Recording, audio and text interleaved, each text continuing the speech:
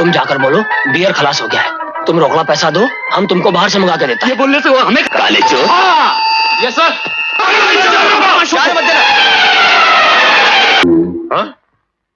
5 लाख की हीरे खरीदे हैं क्या?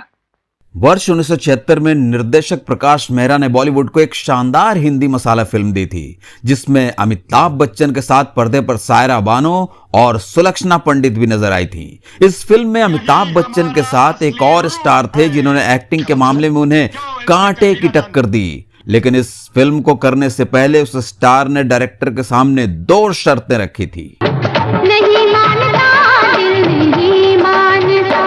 दोस्तों, ये वो दौर था कि जब अमिताभ बच्चन को स्टारडम का स्वाद चखने को मिलने लगा था।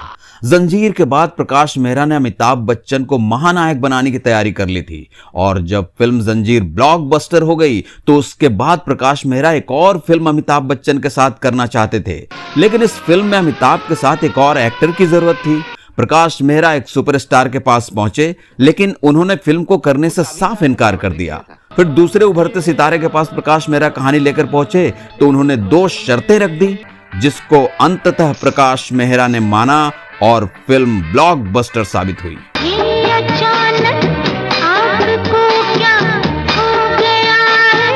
अब सवाल उठता है कि उस स्टार ने ऐसी क्या शर्तें रख दी थी प्रकाश मेहरा के सामने, और जानने वाली बात यह भी है कि वो सुपरस्टार कौन थे जिन्होंने प्रकाश मेहरा जैसे निर्देशक के साथ काम करने से मना कर दिया था। दोस्तों का दोस्त आशुतोष का प्यार भरा नमस्कार। दोस्तों, हमारे YouTube channel story farm production में आपका हार्दिक स्वागत है। बहनों भाइयों, आपको इस वीडियो में बहुत मजा आने वाला है। आप बस हमारे साथ कुछ पलों के लिए बने रहिए और बॉलीवुड की जानकारियों के साथ चाय या कॉफी का आनंद लीजिए। तो दोस्तों, आपको बता दूं, दरअसल प्रकाश मेहरा फिल्म हेरा फेरी बना रहे थे। इस फिल्म में वो अमिताभ बच्चन के साथ फिरोज खान को कास्ट करना चाहते थे। प्रकाश मेहरा कहानी सुनाने के लिए उनके पास पहुंच गए। फिरोज साहब को फिल्म की कहानी बहुत अच्छी लगी, लेकिन फिर भी उन्होंने फिल्म करने से मना कर दिया, क्योंकि फिरोज खान अपने उसूलों के काफी पक्के इंसान थे।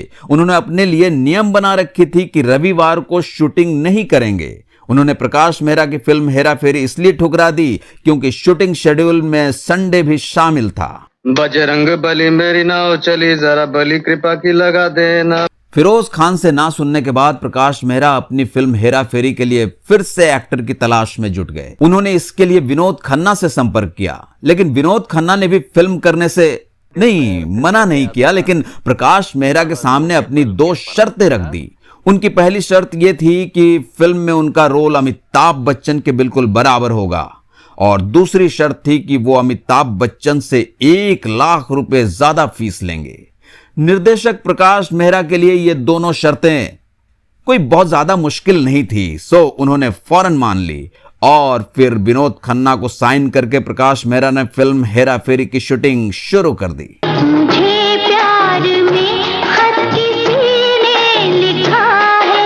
फिल्म हेरा फेरी में कहानी 2 ऐसे युवकों की बताई गई है जो अपना गुजारा करने के लिए हेरा फेरी करते हैं। हालांकि बाद में उनमें से एक युवक को पता चलता है कि उनके पिता की हत्या की गई थी और वो हत्या का बदला लेने के लिए निकल पड़ता है।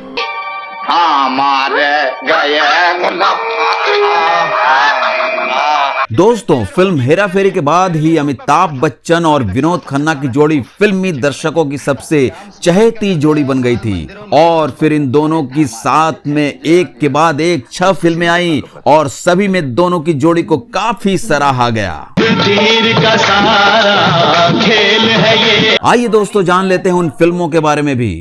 B.R. चोपड़ा की जमीर, प्रकाश मेहरा की हेरा फेरी, मनमोहन देसाई निर्देशित परवरिश और अमर अकबर एंथोनी, उसके बाद राकेश कुमार की खून पसीना, और अंत में प्रकाश मेहरा की एक और फिल्म मुकद्दर का सिकंदर। प्यार के दुश्मन को हजारों में पहचाने। दोस्तों, आपको बता दूं, फिल्म हेरा फेरी की शूटिंग के दौरान ही अमिताभ बच्चन और विनोद खन्ना को प्रकाश मेहरा ने फिल्म मुकद्दर का सिकंदर ऑफर किया था, और इस बार भी विनोद खन्ना ने वही 1 लाख रुपया ज्यादा लेने वाली शर्त रखी थी, जिसे प्रकाश मेहरा के द्वारा फिर से मान लिया गया था। वक्त की हेरा फेरी है। और अगर बात की जाए फिल्म हेरा फेरी की मुख्य नायिकाओं की, तो किरण और आशा की भूमिकाओं में पहले ज़ीनत अमान और मल्लिका साराभाई को यह भूमिकाएं ऑफर की गई थी। ज़ीनत अमान उन दिनों देवानंद की किसी फिल्म को लेकर कमिटेड थी, इस वजह से फिल्म हेरा फेरी नहीं कर पाई। वहीं मल्लिका साराभाई फिल्म करने के लिए तैयार तो हो गई थी और शूटिंग भी शुरू हो गई थी, लेकिन शूटिंग के दौरान डांस मास्टर के कुछ स्टेप्स उन्हें आपत्तिजनक लगे। इस कारण उन्होंने फिल्म ही छोड़ दी। बाद में ज़ीनत अमान की जगह पर सायरा बानो और मल्लिका साराभाई की जगह पर सुलक्षणा पंडित को साइन कर लिया गया।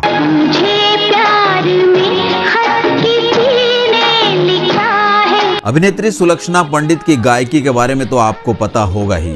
वो न केवल एक उम्दा अदाकारा है, बल्कि गायकी में भी वो अच्छी पकड़ रखती हैं। फिल्म का गीत मुझे प्यार में खत किसी ने लिखा है को उन्हीं की आवाज में रिकॉर्ड किया गया था।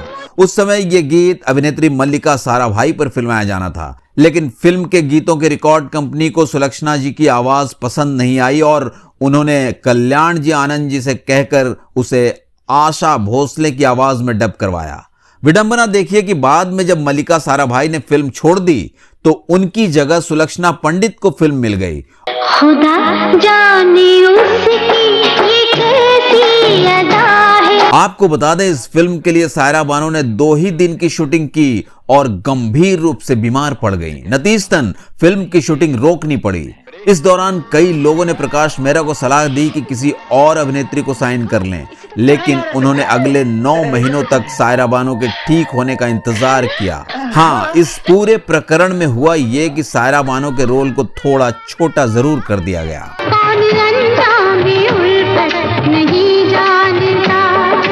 फिल्म हेरा फेरी सन 1975 से लेकर 1977 के बीच 2.5 सालों में बनी और ये अमिताभ बच्चन और विनोद खन्ना की जोड़ी की बनी 6 फिल्मों में से पहली फिल्म थी।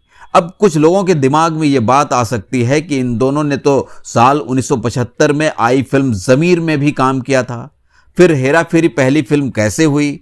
इस बात का जवाब कुछ यूं है कि फिल्म हेरा फेरी की न केवल शूटिंग पहले शुरू हुई थी, बल्कि फिल्म कंप्लीट भी पहले हुई थी, लेकिन साल 1975 में लगी आपातकाल के चलते ये रिलीज नहीं हो पाई थी।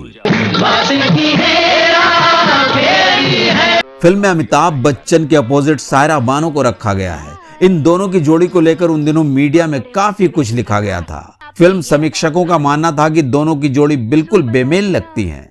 हालांकि सच तो यह है कि उम्र के लिहाज से सायरा बानो अमिताभ बच्चन से 2 साल छोटी हैं। कुछ फिल्म क्रिटिक्स का कहना था कि फिल्म में अमिताभ बच्चन की जोड़ी सुलक्षणा पंडित के साथ ज्यादा अच्छी लगती। अब इसका फैसला आप करेंगे तो ज्यादा अच्छा रहेगा, पर फिल्म हेरा फेरी एकमात्र ऐसी फिल्म रही जिसमें अमिताभ बच्चन और सुलक्षणा पंडित ने एक साथ काम किया है, पहली और आखिरी बार।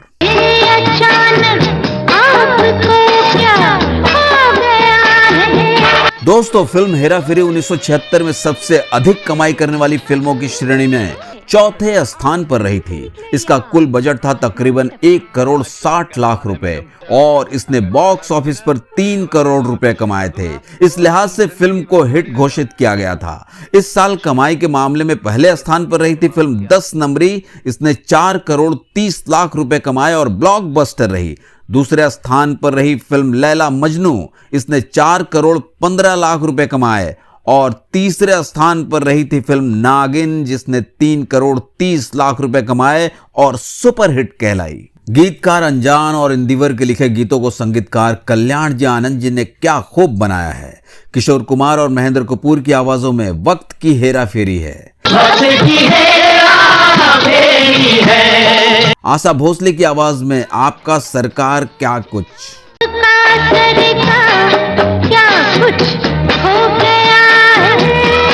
किशोर कुमार की आवाज में बरसों पुराना ये याराना।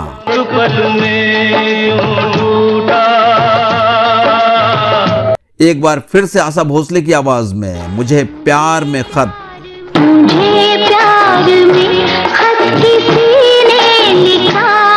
और लता मंगेशकर की आवाज में कौन अंजामे उल्फत नहीं जानता।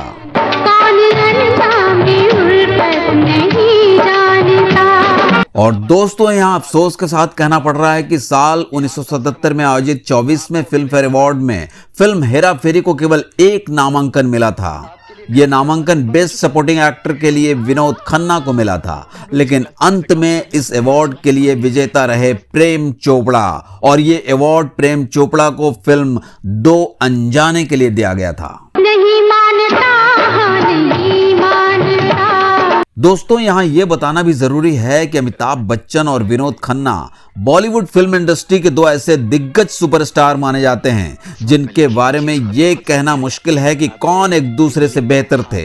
ये दोनों जिस भी फिल्म में साथ नजर आए, सीन दर सीन एक दूसरे पर हावी होते दिखे। आज का हमारा ये वीडियो इन्हीं दोनों महान अभिनेताओं की शानदार जोड़ी को ध्यान में रखते हुए फिल्म हेरा फेरी पर थी हमारी ये पेशकश। वीडियो आपको कैसा लगा कमेंट करके हमें जरूर बताइएगा। चैनल को सब्सक्राइब कर देंगे और वीडियो को लाइक और शेयर कर देंगे तो मैं समझूंगा आपने मेरी मेहनत को सार्थक कर दिया। आप स्वस्थ रहें, मस्त रहें, व्यस्त रहें। अगले वीडियो में हम फिर मिलेंगे, तब तक के लिए बाय बाय।